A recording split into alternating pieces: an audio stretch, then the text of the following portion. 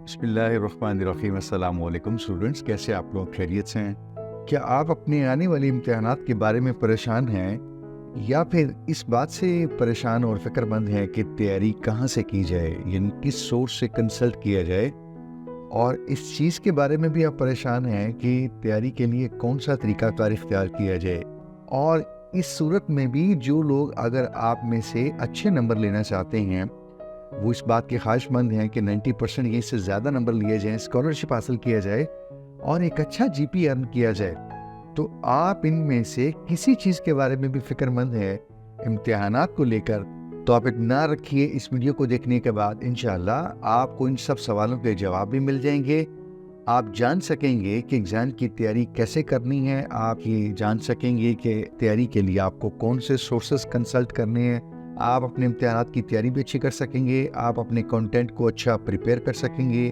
तो चलिए अपनी वीडियो को क्विकली स्टार्ट करते हैं। जो सबसे पहला और बुनियादी काम आपको करना होगा वो ये करना होगा कि आपको अपने टॉपिक्स को आउटलाइन करना होगा। यानी आपको सिलेबस मिल गया 1 से लेकर 20 तक, 1 से लेकर 18 तक, तो आपने क्या करना है, उनके अंदर से जो इम्पोर्टेंट टॉपिक्स हैं वो आपने लिस्ट कर लेने हैं, वो निकाल लेने हैं, वो आपने कहीं पे लिख लेने हैं। हम CS 101 यानी इंट्रोडक्शन टू कंप्यूटिंग की एग्जांपल लेते हैं। 1 से लेकर 80th मॉड्यूल तक जितने भी इम्पोर्टेंट टॉपिक्स हैं वो हम लिस्ट कर लेते हैं। और यहाँ मैंने कुछ इम्पोर्टेंट टॉपिक्स हाईलाइट किए हैं, 2 ये सारे नहीं है, बस जिस मैं आपको एक एग्जांपल दे रहा हूँ कि ये तरीकाकार आपने इख्तियार करना है। इससे होगा क्या, इससे मुझे ये पता चल रहा है बेसिकली कि मेरे पास क्या चीज़ें हैं जो मुझे कवर करनी है इम्पोर्टेंटली। तो यूँ आप देख रहे हैं कि जब आप अपने की टॉपिक्स निकालेंगे तो इन टॉपिक्स के बाद आपको 2 चीज़ें अंदाज़ा हो रही होंगी कि कितनी चीज़ें जो आपने प्रिपेयर कर ली हैं, कितनी चीज़ें हैं जो आपका बेसिकली भी टारगेट है जो आपने प्रिपेयर करनी है, और आपके पास टाइम कितना है, 5 हफ्ते का, 4 हफ्ते का, 6 हफ्ते का।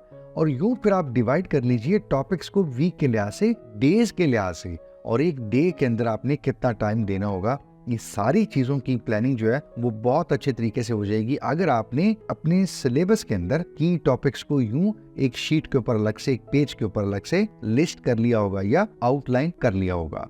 नंबर 2, हम आम तौर पे चीज़ों को पढ़ते हैं, रिव्यू करते हैं और उसके बाद हम फिर देखते हैं कि हमें चीज़ें समझ नहीं आ रही। उसकी वजह ये होती है कि हम कोई प्रॉपर एक जो लर्निंग टेक्निक है उसको सीखते नहीं हैं। तो आज मैं कुछ लर्निंग टेक्निक्स जो over the period of time मैंने भी सीखी हैं, डिफरेंट ट्रेनिंग्स के दौरान भी, वो मैं आपके साथ शेयर कर रहा हूँ। बिलीव मी, आपको बहुत हेल्प करेंगी अगर आप इनको एज इट इज समझने की और फॉलो करने की कोशिश करेंगे। तो सबसे जो पहली टेक्निक है कि आप चीज़ों की, आप कंटेंट की, आप अपने कॉन्सेप्ट्स की डायग्राम्स बना लें। ये डायग्राम्स मुख्तलिफ तरह की हो सकती हैं। फॉर एग्जांपल, आपने फ्लो चार्ट्स पढ़े हुए हैं, आप वो बना सकते हैं। किसी सब्जेक्ट में आप ग्राफ बना सकते हैं। HR के कुछ सब्जेक्ट्स हैं, वहाँ पे आप हायरार्की बना सकते हैं। सॉफ्टवेयर इंजीनियरिंग की मैं बात करूँ या प्रोग्रामिंग की बात करूँ तो बहुत सारे और सब्जेक्ट्स रिलेटेड हैं जहाँ पे मैं कुछ बिजनेस के भी आ सकते हैं, इसमें प्रोसेसेस डिफाइन कर सकता हूँ। मैं बहुत सारे कॉन्सेप्ट्स के साथ माइंड मैप क्रिएट कर सकता हूँ, ठीक है, जहाँ पे आइडियाज, ब्रेनस्टॉर्मिंग, इस तरह की चीज़ें आती हैं। मैं ट्रांजिशनल डायग्राम्स बना सकता हूँ, अगेन सॉफ्टवेयर इंजीनियरिंग से रिलेटेड कुछ कॉन्सेप्ट्स हैं यहाँ पे। मैं फिश बोन डायग्राम बना सकता हूँ, it's very very powerful tool जो कि मैनेजमेंट साइंसेज में यूज होता है। कुछ ग्रिड्स बना सकता हूँ, मैं टाइमलाइंस बना सकता हूँ। जैसे SDLC की मैं बात करूँ तो सॉफ्टवेयर डेवलपमेंट लाइफ साइकिल में मैं टाइमलाइन बहुत अच्छी यूज कर सकता हूँ। आप चीज़ों को जब सीख रहे हो तो डायग्राम्स बनाएं, बनी भी यूज कर सकते हैं, लेकिन आप खुद बनाएंगे तो आप लर्न ज्यादा करेंगे। तो डायग्राम्स बनाने सीखिए, एक एक डायग्राम को एक्सप्लोर कीजिए और देखिए कि कहाँ कब कौन सी आप यूज कर सकते हैं। नंबर 2, आप अपने कंटेंट को समराइज करना सीखिए कि आपने चीजों को समराइज कैसे करना है। मैंने सिंपल बेसिक हाईलाइट किए, यानी एक बुलेट्स और दूसरा टेबल। अभी इनके एक एग्जांपल भी करते हैं। तीसरी चीज बहुत ज्यादा इंटरेस्टिंग है। हम आमतौर पर एक चीज को पढ़ते हैं और रिव्यू कर लेते हैं और उसके बाद फिर हम समझते हैं कि हमें समझ नहीं आई। इंगेजमेंट, इंटेंशन, इंटरेस्ट, ये सारी चीज़ों की कमी होती है।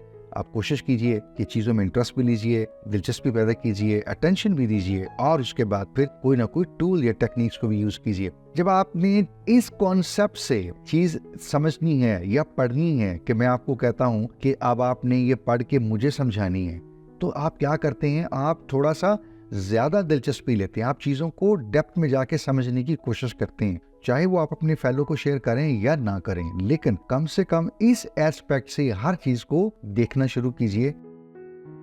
तो अभी हम देखते हैं कि बुलेट्स के साथ चीज़ें समराइज करनी हो तो हम कैसे कर सकते हैं। मैंने यहाँ पे किसी एक बुक के अंदर से एक सिंपल पैराग्राफ जो है वो सिंपल कॉपी पेस्ट कर दी है, राइट। ये CS 101 की बुक आई बिलीव। तो आप ये देखिएगा, इसको आपको पढ़ना हो या इसको दोबारा रीजनरेट करना हो एग्जाम के अंदर तो खासा मुश्किल काम है। अब आपको थोड़ा सा ये खुश्क भी लग रहा है, मुश्किल भी लग रहा होगा, but instead what I suggest, आप इसको क्या करें, पूरे को पढ़ लें एक दफा और उसके अंदर से जो उसका क्रक्स है, जो उसका कोर कॉन्सेप्ट है, वो आप 3 या 4 बुलेट पॉइंट्स में सिंपली, जैसे मैंने यहाँ पे नीचे इसको डालने की कोशिश की है, आप उसको ऐसे डाल दीजिए। So this is a simple way of summarising things. दूसरी अभी हम एग्जाम्पल एक और देखते हैं कि हमारे पास 2 कॉन्सेप्ट्स हैं और हमने उनको समराइज करना है। कोई 2 थ्योरीज हो सकती हैं, फॉर एग्जाम्पल वो ये थ्योरी 1 है हमारे पास और थ्योरी 2 है, राइट। अब हम क्या करते हैं, हमें क्वेश्चन दिया जाता है एग्जाम में कि इन 2 थ्योरीज को आप क्या करें, कंपेयर करें या फिर कंट्रास्ट करें, राइट। तो अब हम क्या करते हैं, पहले थ्योरी 1 का हेडिंग देते हैं और पूरी थ्योरी लिख देते हैं, एंड देन थ्योरी 2 और उसके बाद फिर पूरी। सो कहने का मकसद ये है कि हम 2 पैराग्राफ बना लेते हैं और ये इतना हमें याद भी करना पड़ता है और इतना टाइप करते हुए खासा टाइम लगता है। व्हाट आई सजेस्ट इज कि आप इन दोनों को समराइज करें in the form of A table. Okay, let's see, देखते हैं कैसे करना होगा हमें। तो हमने क्या किया है, बेसिकली कुछ यहाँ इस साइड पे हमने कुछ 3, 4, 5 डिफरेंट एस्पेक्ट लिख लिए हैं। This is in fact 5, right. सो हमने कुछ फैक्टर्स ले लिए हैं, कुछ बेसिस ले लिए हैं कि ये 5 बेसिस हैं जिनकी बुनियाद पे based on these 5 factors, aspects या बेसिस, हम थ्योरी 1 को और थ्योरी 2 को या तो कंपेयर कर रहे होंगे या फिर कंट्रास्ट कर रहे होंगे, जो भी क्वेश्चन में पूछा गया। तो एस्पेक्ट 1 हम लिखेंगे, इस एस्पेक्ट 1 के ऊपर थ्योरी 1 कुछ और स्टेट कर रही होगी, थ्योरी 2 कुछ और कर रही होगी, यानी हमने इन दोनों के हर एक एस्पेक्ट के ऊपर या तो डिफरेंस बताने हैं या फिर सिमिलैरिटीज बतानी है। मैं इसकी आसान मिसाल देता हूँ आपको, शायद उससे आपको क्लियर हो जाए। लेट्स सी, हमें 2 मोबाइल्स कंपेयर करने हैं, हमें देखना है बेहतर कौन सा है। अगेन क्या हुआ, अगेन कंपैरिजन हुआ। तो हम क्या करते हैं, हम लेफ्ट साइड पे जो मैं बता रहा था आपको कि एस्पेक्ट आपने लिखने हैं, वो हमने क्या लिखा जी, हम कहते हैं जी हम प्रोसेस की बेस के ऊपर दोनों को देखेंगे, हम रैम या स्टोरेज की बेस पे देखेंगे, कैमरे की बेस पे दोनों को देखेंगे, या रिफ्रेश रेट स्क्रीन का जो होता है हर्ट्स में उसकी बेस पे देखेंगे, एंड देन प्राइस की बेस के ऊपर देखेंगे दोनों मोबाइल्स को, राइट। सो अब आप मेरे ख्याल से समझ चुके होंगे कि ये जो मैंने एस्पेक्ट लिखे थे इनसे मेरी क्या मुराद है। थ्योरी 1 थी, वहाँ थ्योरी 2 हमने यहाँ एग्जाम्पल में लिया कि ये हमारे पास एक मॉडल 1 है और ये मॉडल 2 है। अब मैं बात कर रहा हूँ प्रोसेसर की, तो यहाँ मैंने हाइपोथेटिकली लिखा हुआ है कि ऑक्टा कोर को 1.4 है मॉडल 1 का और जबकि मॉडल 2 का 1.6 है। तो इसका मतलब है, मुझे लग रहा है कि this one is little better. RAM जो है वो देख लीजिए 8 है, यहाँ पे 8 है, ठीक है, लेकिन स्टोरेज इसकी 256 है, दिस इज अगेन बेटर। तो यहाँ तक मुझे लग रहा है कि मॉडल 2 जो है वो इन दोनों में से बेहतर है, राइट। आगे देखिए कैमरा ये है, ये कह रहे हैं ट्रिपल कैमरा है, यहाँ पे भी ट्रिपल कैमरा, स्पेक्स डिफरेंट है, फ्रेश रेट इसका कम है, इसका ज्यादा है, प्राइस इसकी कम है, इसकी ज्यादा, लेकिन प्राइस के हिसाब से मुझे लग रहा है कि ये फीचर्स बहुत अच्छे हैं। सो आई कैन कंक्लूड कि दिस वन इज बेटर और my choice would be this based on these factors. तो ये एक अच्छा तरीका होता है कि हम चीजों को कंपेयर या कंट्रास्ट करें बेस्ड ऑन सम फैक्टर जो कि हमने लेफ्ट साइड पे यहाँ पे लिए हैं। अब आप अंदाजा करें कि 2 पैराग्राफ लिखने हो और ये टेबल एक क्रिएट करना हो, it's very simple, very elegant and very professional और वेरी समराइज। बहुत सारे स्टूडेंट्स का सवाल होता है कि तैयारी कहाँ से करें, हैंड आउट समझ नहीं आ रहे, बहुत लेंथी लिखे हुए हैं, लेक्चर्स जो हैं वो बहुत मुश्किल लगते हैं। बाज़ लोग कह रहे होते हैं कि जी लेक्चर ऐसे हैं कि नींद आ रही होती है। मैं उनको कहता हूँ कि आपको नहीं आती, हमें भी आती होती थी। वो इस तरह इंगेजिंग नहीं है, इंटरैक्टिव नहीं है। तो क्या किया जाए? तो मैं उनसे ये कहता हूँ कि आप एक काम कीजिए कि आपके पास गूगल है, तो बाबा गूगल जो है इनसे पूछ लीजिए कि जी साहब इस कॉन्सेप्ट का क्या आंसर है, ठीक है, क्या सोल्यूशन है, क्या आइडिया है, क्या डेफिनेशन है। यानी कोई भी चीज़ हो, कहीं भी स्टक हो तो यूज़ योर गूगल, आपके मोबाइल पे है। तो इसके बाद आजकल जो बहुत ट्रेंडी चीज़ है वो आपको पता है, AI की एप्लीकेशंस हैं, टूल्स हैं, चैट GPT है, जेमिनी है, बिंग का AI है, and there are so many others, right. शायद मुझे नाम भी नहीं आते रहते, आप लोग फेमिलियर हो उनसे। यहाँ पे जो इम्पोर्टेंट चीज़ है ना, वो आपने क्या सीखनी है कि आपने अपना स्पेसिफिक या इफेक्टिव रिस्पॉन्स कैसे लेना है, और उसके लिए आपको अच्छा प्रॉम्प्ट लिखना आना चाहिए। अच्छे प्रॉम्प्ट लिखने से क्या मुराद है, अगर मुझे मैस्लो की थ्योरी में से सेल्फ एक्चुअलाइजेशन की समझ नहीं आ रही तो मुझे क्वेश्चन अपना इस तरह स्टेट करना होगा कि चैट जीपीटी मुझे 2 लाइनों में या 3 लाइनों में सिर्फ मैस्लो की थ्योरी के अंदर से सेल्फ एक्चुअलाइजेशन का आसान सा मतलब निकाल के दे दे, बजाय मैं उसको कहूँ कि व्हाट इज मैस्लोज थ्योरी। अब वो पूरी हायरार्किकल जो उसकी थ्योरी है या 5 जो लेयर्स हैं वो मुझे डिटेल से बताने लग जाए और वो अच्छा खासा लंबा टेक्स्ट और मुझे फिर पढ़ के आना पड़े, तो आई शुड लर्न कि how to write specific queries prompt, कि ताकि मुझे टू द पॉइंट जो है वो आंसर मिले। और यही काम आपने गूगल के साथ भी करना है, प्रॉम्प्ट लिखना सीखिए अच्छा स्पेसिफिक रेलिवेंट आंसर लेने के लिए।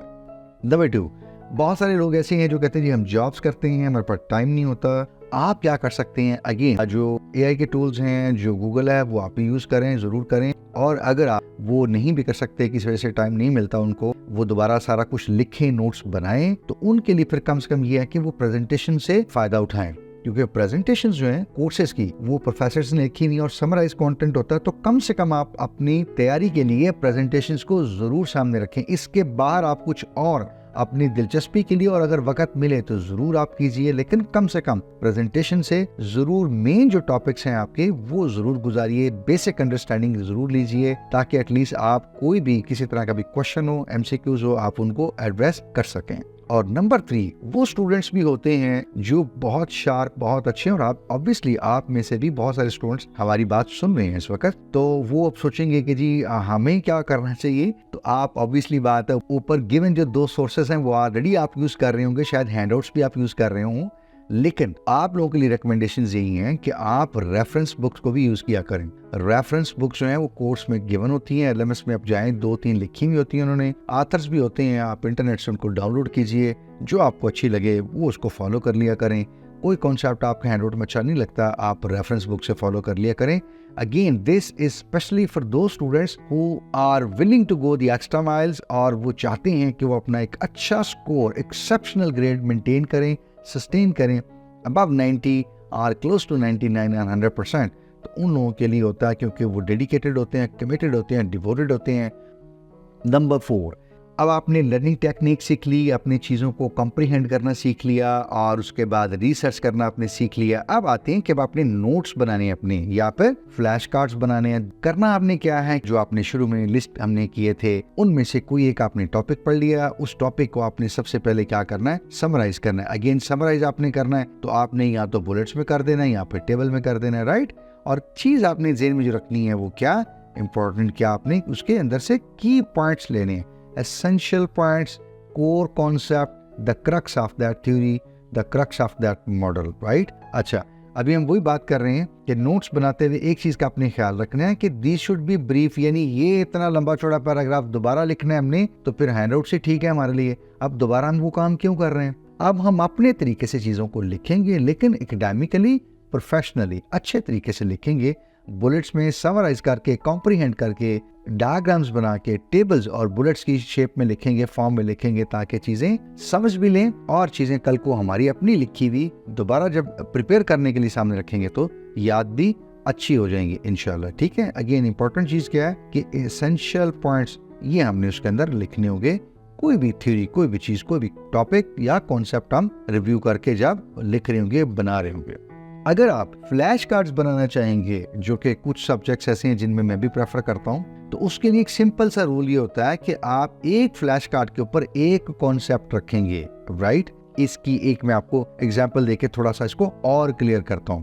ओके जी, हम फर्ज करते हैं कि हमने क्लिफ नोट्स में ये चीज डालनी है या फ्लैश कार्ड इसका बनाना है, तो हम एक कॉन्सेप्ट लेते हैं, और वो कॉन्सेप्ट क्या है, CS101 से एक कॉन्सेप्ट हम ले लेते हैं, और वो कॉन्सेप्ट क्या है जी, IP4 एड्रेसेस। इनको मैंने पढ़ा और 2-3 पैराग्राफ्स मैंने पढ़ लिए, तो अब मैंने अपना क्लिफ नोट में इस आर्टिकल को डालना है या इससे अपना एक फ्लैश कार्ड जनरेट करना है या क्रिएट करना है या बनाना है। तो मैं क्या करूंगा, सबसे पहली लाइन में क्या लिखूंगा कि IP एड्रेस जो है ये क्या होता है, एक यूनिक आइडेंटिफायर होता है। आइडेंटिफायर से हम क्या मुराद लेते हैं, सिंपल जिसे हम क्या देते हैं शॉर्ट में ID। तो एक यूनिक ID होती है, ये हर एप्लीकेशन की हो सकती है, हर डिवाइस की हो सकती है। कौन सी एप्लीकेशन, कौन से डिवाइसेस जो कहाँ पे होते हैं, नेटवर्क के ऊपर होते हैं। और ये किस लिए जरूरी होता है, फॉर कम्युनिकेशन। आप चाहें तो कुछ वर्ड जैसे मैं हाईलाइट इटालिक कर लेता हूँ, आप अपने नोट्स के तक कर सकते हैं, कलर भी यूज कर सकते हैं, जैसे ब्लैक और ब्लू, राइट। तो किसी तरह आप हाईलाइट करना चाहे तो कर सकते हैं। तो 2-3 चीजें यहाँ से मैंने लिख ली।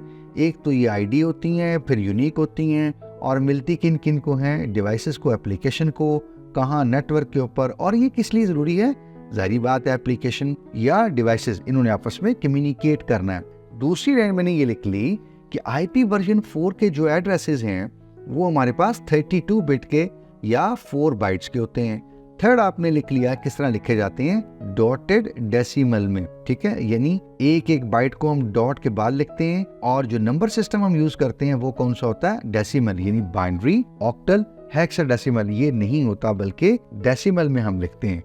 और एक मैंने इनकी एग्जांपल डाल ली कि एक IP एड्रेस मैंने यहाँ नीचे लिख लिया कि 192.168.1.113, ये एक लोकल एरिया नेटवर्क है हमारा, उसमें हम कंप्यूटर्स को ये एड्रेस असाइन करते हैं। तो ये देख लीजिए 192 जो है वो एक डेसिमल नंबर है, और डॉट ये आया हुआ आपका यहाँ पे, और उसके बाद फिर अगेन 168 दूसरा है, और डॉट आया फिर तीसरा, और डॉट आया तो फिर चौथा। तो ये हम कह रहे हैं कि इनको रिप्रेजेंट हम करते हैं डॉटेड डेसिमल के अंदर, राइट। अब देखिए, अब आप खुद अंदाजा कीजिए कि आपने इस पूरे पैराग्राफ को जब अच्छी तरह समझ लिया है, और उन चीजों को जब आपने फ्लैश कार्ड में डाला है समराइज करके, तो अब मुझे खुद बताइए आपके इतना अगर आप कर लेंगे तो इसके बाद किसी रट्टे की, किसी परेशानी की जरूरत आपको है बिल्कुल नहीं है। तो आई होप कि क्लिफ नोट्स और फ्लैश कार्ड्स का आइडिया आपको अच्छा भी लगा होगा और उसकी आपको समझ भी आई होगी, और आप इसको इंशाल्लाह अडॉप्ट और फॉलो भी जरूर करेंगे। नंबर 5 होता क्या है, एग्जाम करीब आ रहे हैं, ये जैसे सेमेस्टर शुरू हुआ तो हम बहुत एनर्जेटिक होते हैं और एक बहुत लंबा चौड़ा मुश्किल सा स्केड्यूल बना लेते हैं, और उसके चंद दिन के बाद हम ऐसा थकते हैं, फिर हमारा जो है ना वो ग्राफ बिल्कुल नीचे आ जाता है, और कुछ दिनों के बाद तो ये होता है कि बस टीवी है और उसके बाद क्रिकेट है और उसके बाद फिर पता ही नहीं है। तो ऐसा नहीं करना आपने, इसीलिए मैंने यहाँ पे लफ्ज लिखा है कि your schedule should be realistic. अगर मैं 6 घंटे पढ़ सकता हूँ पूरे दिन में इजीली, तो 6 घंटे ही रखने हैं मुझे, राइट।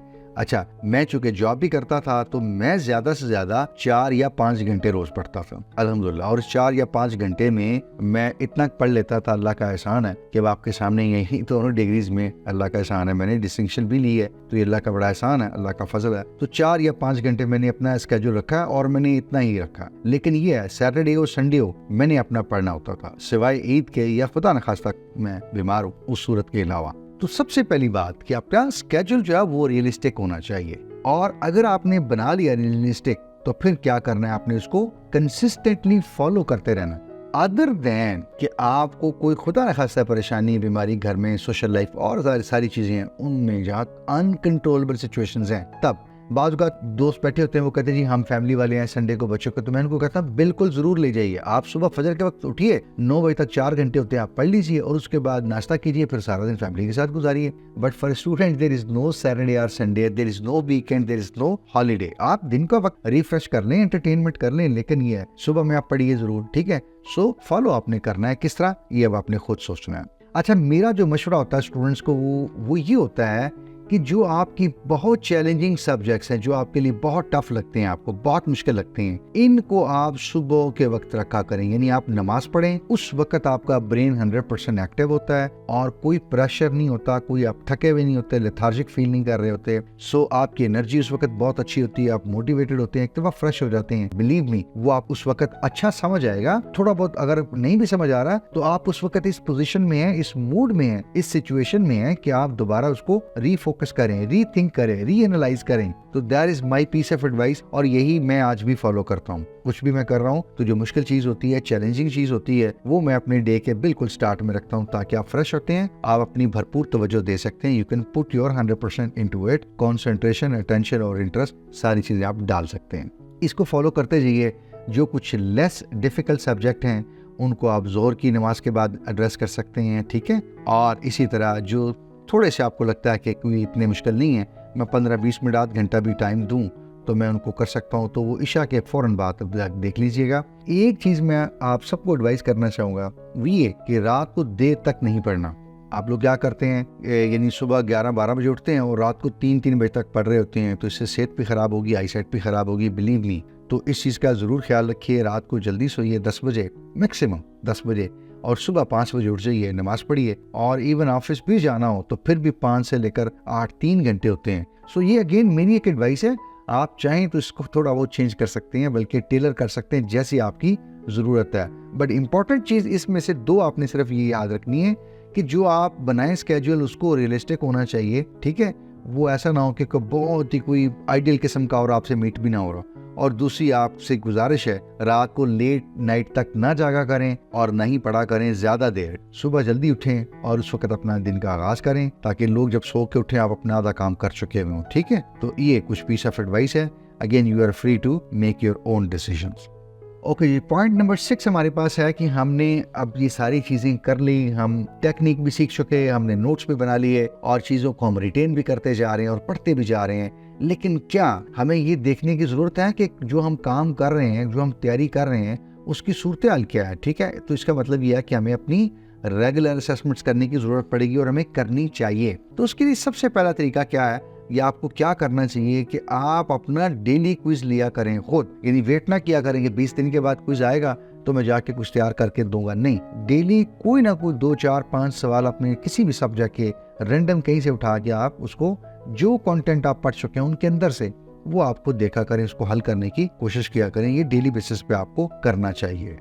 उसके बाद आप क्या कर सकते हैं, जो कॉन्सेप्ट आपने पढ़ा है वो अपने किसी फेलो को बता सकते हैं, उसको एक्सप्लेन कर सकते हैं। जैसे हमने बात की थी कि इस कॉन्सेप्ट के साथ हम पढ़ेंगे, इस फीलिंग के साथ पढ़ेंगे कि हम अपने किसी मेट, किसी फेलो स्टूडेंट को साथ में, अपने साथ बैचमेट को बताएंगे कि ये थ्योरी, ये क्या चीज़ है, ये लूप कैसे काम करता है, ये मॉडल किस तरह से बनाना है। तो अगर आप ऐसा कर सकें तो भी अच्छी बात है। लेकिन अगर ऐसा नहीं कर सकते किसी वजह से, तो आप अपने आप से भी, जैसे बाज़ होता है, हमने बचपन में देखा है कि हमको कॉन्सेप्ट याद करते थे, उसके बाद फिर क्या करते थे, इट्स काइंड ऑफ के we are saying to ourselves, right. तो इसको थोड़ा सा आप लाउड पढ़ सकते हैं कि ये थ्योरी ऐसे है, पार्ट 1 में ये करेंगे, बी में ये करेंगे। जस्ट परसीव के सामने को बैठा हुआ है और आप उसको ये सारी चीजें समझा रहे हैं, राइट। आप देखेंगे कि शुरू में कुछ कॉन्सेप्ट आप पढ़ेंगे तो कहीं ना कहीं आप स्टक हो रहे हैं, लेकिन दोबारा जब उसको रिविजिट कर रहे हैं तो फिर आप क्या कर रहे हैं, पूरा कॉन्सेप्ट आप डिलीवर कर पा रहे हैं। That means you are well prepared. और यही हमारी असेसमेंट का मकसद भी होता है और होना चाहिए।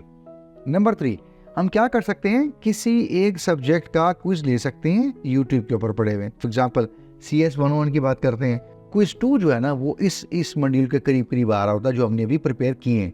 तो हम क्या करें, यूट्यूब पे जाएं, CS 101 क्विज नंबर 2, और वहां से 5 6 7 डिफरेंट क्विज जो हैं वो देख लें। सिर्फ हमने क्या करना, क्वेश्चन देखने हैं, क्वेश्चन देखें, वीडियो पास कर दें और खुद हल करें, फिर प्ले करें, नेक्स्ट क्वेश्चन देखें, पास कर दें और खुद हल करें। इस सारे मरहले में आप वैरायटी ऑफ क्वेश्चंस देखते जाएंगे और आप कॉन्स्टेंटली अपनी असेसमेंट करते जा रहे हैं। आप जवाब दे पा रहे हैं तो इत्मीनान रखिए, यू आर वेल प्रिपेयर्ड। और अगर आपको लग रहा है कि नहीं, हर सवाल के ऊपर तो मसला ख़राब ही है, तो इसका मतलब है कहीं कोई हमारी प्रिपरेशन में गैप्स हैं, हमें वो कहीं ना कहीं उनको फिक्स करना है। हाँ, ये अच्छी बात है कि हमने उनको असेस कर लिया है और यही हम चाह रहे हैं कि हम एग्जाम वाले दिन वहाँ परेशान हो के कुछ नहीं आ रहा, उससे पहले ही जानना चाहेंगे कि कितना आता है और कितना नहीं आता। जो नहीं आता उसको फिर हम एड्रेस करना चाहेंगे quickly, immediately, before appearing in our real exam. इसके अलावा एक और तरीका हम इख्तियार कर सकते हैं और वो ये कि हम पास पेपर ले सकते हैं मुख्तलिफ सोर्सेज से और उनमें से आप 50-60 जो हैं वो MCQs वाले क्वेश्चन उनको अलग कर लें और उसके बाद उनको हल करना शुरू कर दें। उनसे आपको फिर मैं कहूँगा कि एक असेसमेंट मिल रही है कि कितने क्वेश्चंस हैं जो आप सही कर पा रहे हैं, कितने क्वेश्चंस हैं जो आप नहीं कर पा रहे, और वो कौन से टॉपिक्स हैं जिनके अंदर से ये क्वेश्चंस आ रहे हैं और जो अभी आपसे हल नहीं हो रहे। इसका मतलब ये है कि उन टॉपिक्स को एक दफ़ा दोबारा देखना पड़ेगा, ठीक है। तो ये गुजारिश है कि इस असेसमेंट को ज़रूर अपने साथ रखिए। क्विज का वेट ना कीजिए कि 15 दिन के बाद क्विज आएगा तो मैं देखूंगा या फिर मैं तैयार करूंगा, नहीं। डेली बेसिस पे अपनी असेसमेंट खुद कीजिए और जो वीक एरियाज आप आइडेंटिफाई खुद करते हैं उनको फिक्स कीजिए, कंटेंट दोबारा रिविजिट कीजिए, दोबारा फ्लैश कार्ड बनाइए, दोबारा समराइज कीजिए। तो ये 6 बुनियादी कुछ टेक्निक्स हैं एक अच्छी तैयारी के लिए, एक अच्छा स्कोर अर्न करने के लिए और एक अच्छी लर्निंग के लिए। मैं उम्मीद करता हूँ इंशाल्लाह कि इन सब को फॉलो करने के बाद आप खुद महसूस करेंगे कि आपकी तैयारी में, आपकी लर्निंग में, आपकी अप्रोच में काफ़ी तब्दीली आई है और इससे काफ़ी आपको हेल्प भी मिल रही है और बहुत फ़र्क पड़ेगा इंशाल्लाह। Okay, finally thank you for your time and attention. जाते जाते बस आखिरी बात यही कहना चाहूँगा कि देखिए, ज़िंदगी में सक्सेस के लिए कोई शॉर्टकट नहीं होता। सक्सेस के लिए आप कोई एक अप्रोच, कोई एटीट्यूड अडॉप्ट करना पड़ता है और कंसिस्टेंट मेहनत करनी पड़ती है। तो शॉर्टकट से एक्सीडेंटली एक आध दफ़ा सक्सेस तो मिल सकती है, लेकिन कंसिस्टेंट रिजल्ट, कंसिस्टेंट सक्सेस नहीं मिलती, याद रखिएगा। दूसरी चीज जो मैं आप सबसे एक एडवाइस करना चाहूंगा, इस पीस ऑफ एडवाइस, वो ये है कि अपना कोई टारगेट सेट कीजिए, कोई अपना एक विजन बनाइए जिंदगी में। आप क्या करना चाहते हैं, क्या हासिल करना चाहते हैं, क्या आपकी मोटिवेशन है। वालिदैन को खुश करना, छोटे बहन भाइयों का हाथ पकड़ के उनको अच्छी तालीम दिलवाना, उनके लिए आप किसी काबिल बने ताकि उनको लीड कर सकें। बहुत सारे और मोटिवेशंस हैं जो आप अपने लिए क्रिएट कर सकते हैं, ज़रूर बनाइए। उसके बाद फिर हर चीज़ को प्लान करके चलिए और कॉन्टिन्यूसली अपने आप को बेहतर करते चले जाइए। किसी को भी जो आप देखते हैं कामयाब है, वो शुरू से ऐसा नहीं होता, बल्कि ग्रेजुअली वहां तक पहुंचा होता है। तो मैं और आप भी इस चीज़ की कोशिश करें कि अपने आप को कॉन्टिन्यूसली असेस करते रहें और कॉन्टिन्यूसली अपने आप को इम्प्रूव करते रहें। इंशाल्लाह जो ख्वाब है वो ज़रूर पूरे होंगे। चलें, बहुत शुक्रिया, अपना ख्याल रखिएगा। आपके एग्ज़ाम के लिए, आपके रिजल्ट्स के लिए ढेरों दुआएं। उम्मीद करता हूँ कि आप अच्छा एग्ज़ाम प्रिपेयर करेंगे, अच्छा एग्ज़ाम अटेम्प्ट भी करेंगे और बहुत अच्छे रिजल्ट्स जो हैं वो अपने पेरेंट्स को डिलीवर करके और उनसे बहुत दुआएं लेंगे। इंशाल्लाह किसी और कंटेंट में, किसी और कोर्स में आपसे दोबारा बात होती है। तब तक के लिए अल्लाह हाफ़िज़, अस्सलाम वालेकुम।